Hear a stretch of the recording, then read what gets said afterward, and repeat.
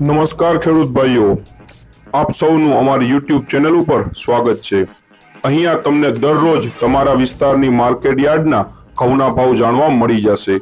એટલા માટે આ ચેનલને સબસ્ક્રાઇબ કરવાનું ના ભૂલતા। સમય ન બગાડતા ચાલો જોઈ લઈએ તમારા વિસ્તારના ઘઉંના ભાવ।